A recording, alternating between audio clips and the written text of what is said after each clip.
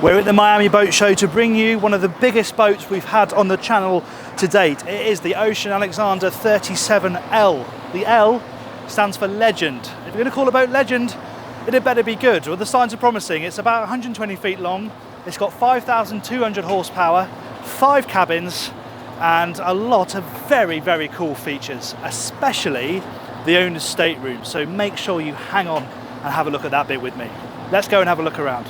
I'm Jack Haines. Welcome to YachtBuyer.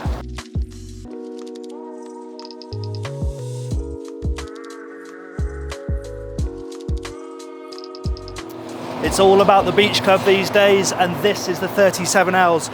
As you can see, this section drops down from the transom. There's a little teak flap here that lifts up, and then this folds up to completely close this area away. Then when you get to your anchorage, drop the anchor, drop this down, and you have this really nice space where people can use the water and jump in and out and use all the water toys. But if you just want to sit in the shade and relax and just observe, then you have this nice shaded cool area here. And what's quite nice is they've got a skylight above this as well, so you have got some natural light coming down into this area. Here on the starboard side is the bar, where you've got everything you need really to serve your guests down here. You've got your sink, there's a fridge and ice maker down there, a bit of storage so you can store some bits down here, and you've got a TV as well, so you can have the sport on as well while you're down here enjoying the water side. Let's head up into the cockpit. Access on both sides, and this is a really nice, broad, comfortable space. Very substantial overhang with these nice big support uprights, sociable U-shaped seating here. You've got a break in the table, which is quite nice. It means that if the seating is full, people can still walk in between the tables and get out without shuffling everybody off the seating. You've got a really nice big bar in this area as well. It's a good size. You've got twin fridges. You've got a sink here, plenty of space to line up your drinks and serve the people who are sitting in this seating area. And there's a television here as well that drops down out of the ceiling at the touch of a button. So this is a really nice space. You want a bit of shade and you don't want to be, up on the higher deck, so you can be down here enjoying this space. Again, you're pretty well connected to the bathing platform as well from this section. There are boarding gates on both sides too, so if you don't want to go down to the transom to get off, the quayside's a bit higher, then you do have boarding gate access on both sides, which works well. Let's head down the port side deck. So you've got access up to the bridge deck from here, but there's another access point to that we're going to look at later on. We're also going to look at the crew cabin later on. That is one of the access points to the crew as well, but yeah, we'll have a proper look at that later on in the tour. I wanted to come down this side because this is a nice feature on the 37L. Got this nice drop down balcony. Obviously it connects to the main saloon. You've got these sliding doors here, so you can open those up and then step out onto this balcony. Not the most salubrious surroundings under this bridge in Miami, but you can imagine if you're in a nice bay, a nice anchorage, then that will be a lovely place to sit and have a drink. Heading forward, we have another side door here. This actually goes directly into the galley, so the crew can get in and out off the deck without disturbing guests. A lot of this arrangement will make more sense when we're inside the boat, but I just wanted to show you the main deck as a whole so you can see how it all fits together. And here we are, right forward on the main deck. It's really quite a simple arrangement. It is just pure sunbathing space. It's a working area as well, of course. We've got the twin anchors here. You've got your cleats, your ground tackle. This is a crew space, but if you just want pure, unadulterated sunbathing space on the main deck, this is where you come. Right, let's head inside. So there's a big two-part sliding door to get into the saloon, and you can either push a button above the handle here, or if you're crew and you've got your hands full, there's a button down here that you can push with your toe, and it pops open. So that's quite a useful addition. We step inside,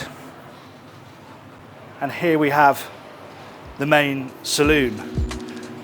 Now, Ocean Alexander have collaborated with Poltrona Frau on the interior furniture design of this boat, and I think it works really nicely. It's comfortable, it's welcoming, still very stylish, but it looks usable. The finish, the quality of this woodwork on this coffee table, for example, is absolutely lovely. And there's a mix of high gloss and matte woodwork as well. And freestanding furniture and fixed furniture. It's a really nice combination. Of course, the views are lovely. The windows dive down behind the sofa, so you've got really lovely views out over the water. And of course, the sliding doors forward as well, which will open, they're touch open as well, so you can open those up and get some natural breeze coming in here. And they love a hidden door on this boat, and there are two in here. There's AV access on that side and then storage on the other side. You never really notice them. Push them, they pop open and just give you a bit more storage space, but it's all very discreetly done. As is the television. That swings down from the ceiling, so it's not popping up from behind the counter, gobbling up space there. comes down from the ceiling, which works really well. Meaning over here, you've just got a bit of storage in this dresser over here, which is opposite the sofa. Moving forward, you've got your main internal dining area. Again, it's a really nice space, it's a good size, and it meets up really nicely with those sliding doors over there. So again, if you're dining down here, but you want a bit of natural ventilation, you can pop those doors open and let the breeze run in. There's a nice little bar area over here as well. This is a semi-custom yacht, so you can't start with a blank sheet of paper, but there's flexibility in what is where, and I think this bar here works really well. So you've got your wine fridge, you've got a sink, you've got a bit more cooling storage here as well, a couple of drawer fridges, and again, it's nicely placed opposite the table, so you're not having to dash into the galley to get your essentials. Talking of the galley, if we head forward, we will find it down here. Another sliding door here that gives you access out to the starboard side deck. And then here you have a day head that guests can easily get to during the day, meaning they don't have to go down to the lower deck to use the bathroom. And if we peel off and head into the boat, this is where we find the galley. And of course, this boat will be run by crew on the most part, but it still has a very home from home, homely, comfortable kitchen feel in here. I love the worktops. I love the amount of space as well. It's absolutely vast and leaves you space for two massive sinks, twin taps. Again, you've got a fabulous view out from here, and there's a side door. I mentioned that side door out on the port side deck. Well, that's where this is. So crew can get in and out of the galley, serve the decks without having to go into the saloon. And you've got all the appliances you'd expect: sub-zero fridge, freezer. You've got a huge sort of floor-to-ceiling wine cooler. You've got your oven, microwave. It's all here. Boatload of storage, dishwasher. Yeah, everything you'd expect. And nice to have a proper walk-in pantry as well.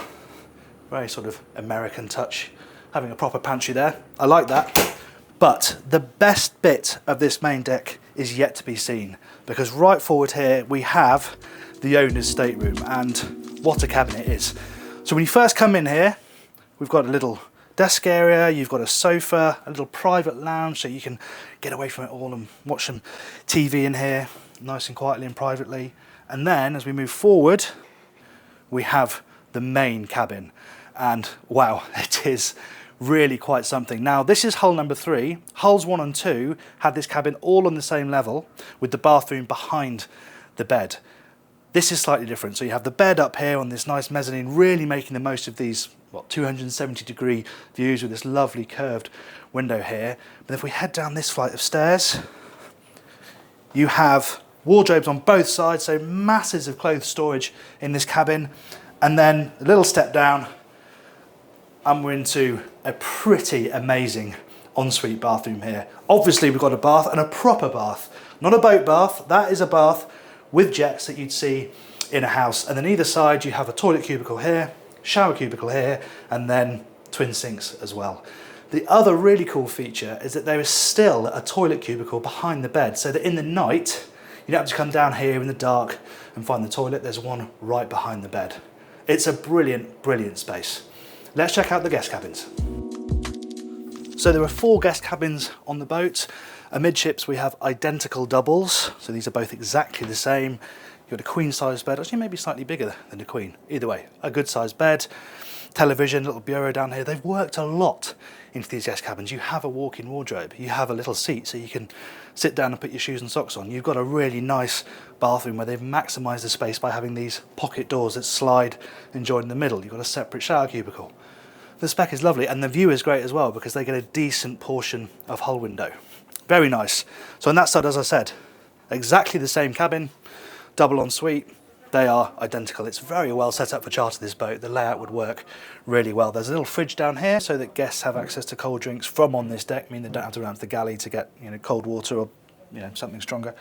And then we have another pair of identical cabins. I'll just head into the starboard one so you can see. And they're not quite as luxurious as the ones amidships, but they're still pretty nice. And the clever thing about these cabins is in both, the beds can slide apart to either be a pair of twins or a double. So that just adds to the flexibility. Again, I said about charter, this boat is very well set up for it if you are going to run it for that. Again, they get a decent portion of hull window with an opening section so you can get some natural ventilation on top of obviously everything being air conditioned. There's still space for a small bureau, a television, there's storage here, another hidden door Told you, they love them.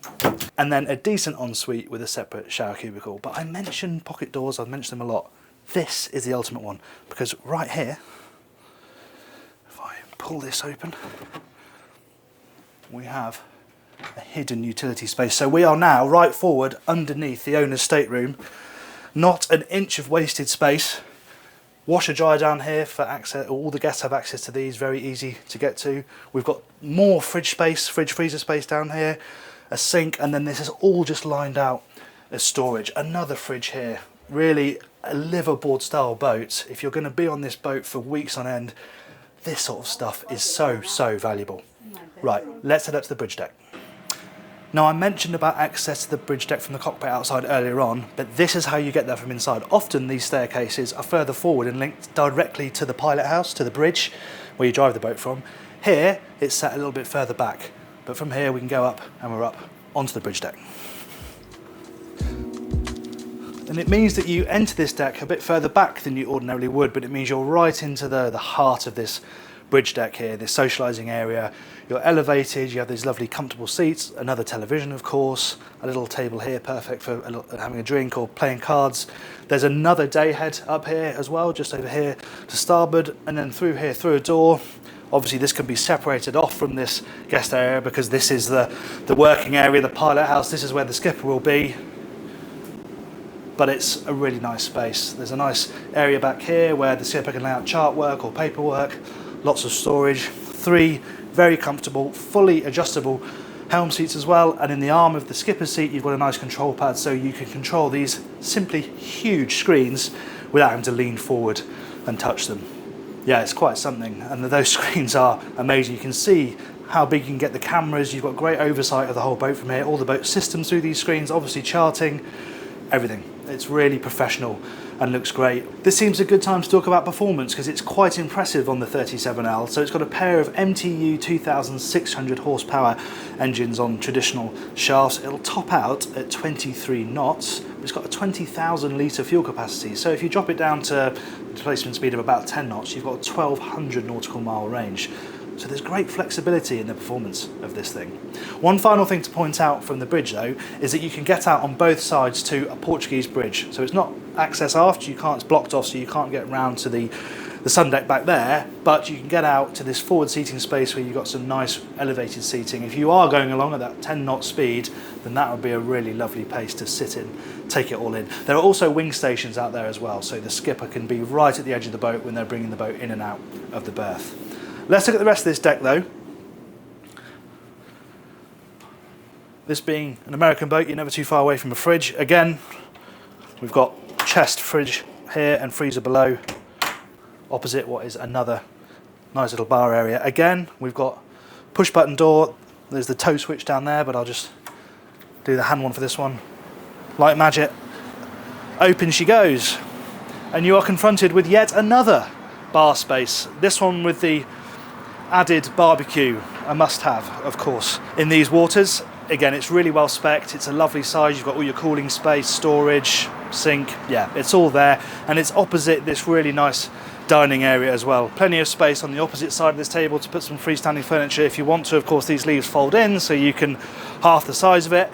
And then you have space back here just to play with, really. Now, because you've got the beach club down aft on the lower deck, the tender has to live up here. They are thinking about having a proper garage down there for European customers, but for this particular boat, you've got a crane there with a capacity of 3,000 pounds, so you're lifting your tender up here, putting chocks back there, and it will live up here on the bridge deck. Of course, when it's not there, you can put down some freestanding furniture like they have here. Of course, this isn't the end of the deck spaces though. We've got one more to look at, the sun deck. Here we are then. The sun worshipper's paradise. Actually, that said, there is quite a nice amount of shade from this fixed hardtop if you do just want to sit and relax and it's a bit cooler. But the hot tub, that's surely where you want to be, isn't it? It is an option. I think pretty much everybody will go for it. If you don't have it, you just have sunbathing space. But there it is, smack bang in the middle of the boat. Fabulous views out. Really good sized tub as well. And of course, there's another bar area and another TV. This time it pops up from the counter, not down from the ceiling. But yeah, pretty much every outdoor space has a TV on this boat. This is the party zone. But from the party zone, let's head downstairs and look at the crew zone. There were two ways to get to the crew space on this boat. You can get in through the beach club, there's a hatch in there, but this is the easiest way through this door on the port side deck. And here it is, a thoroughly decent crew space. Now you've got repeat washer dryer down here. I showed you the ones in the guest accommodation, but the crew have got their own down here as well. They've got a mess area here so they can chill out and eat some food, you know, served by this reasonable sized galley area here with sink and induction cooking, bit of storage. In terms of cabin space, well, this is the main crew bathroom in there, separate shower cubicle. And then you have two bunk cabins, one here and then one forward. And then the skipper actually has their own separate cabin, double bed in there, they've got a little bureau, and they've got their own private ensuite. So it's a really good arrangement. Cooling space here. And then if we go through this watertight door, I mentioned you could get into this area through the hatch in the beach club. Well, that's what that is. You can open that hatch and then you have access directly out onto the transom. Also quite nice that if the crew are in port and they want a bit of natural light, a bit of natural ventilation, they can open this area up and have some breeze flowing through the boat. And then if we head forward again, close that door, we have the engine room space itself. Again, watertight door, open she goes. And yeah, I hope you can get a sense of the scale of this engine room space. It's quite noisy in here, sorry about that, but we're just going to have to live with it. But these MTUs are monstrous engines, and just look at how much space they've got. Loads of space above them, decent amount of space all around them. You can get to the generators, you've got twin generators obviously on either side, get to those very easily. But the hydraulic pack for the thrusters here, again, it's all very accessible, beautifully laid out. Quality of engineering appears to be very good indeed. There you have it then, the Ocean Alexander 37L. Quite something, I think you'll agree. But let me know in the comments whether you prefer this or the Horizon FD 110. And if you want to watch my video of that boat, you can click up here. And if you want to see more of our boat reviews, click down here. If you enjoyed the video and like to subscribe to the channel, please click up here. Thanks for watching.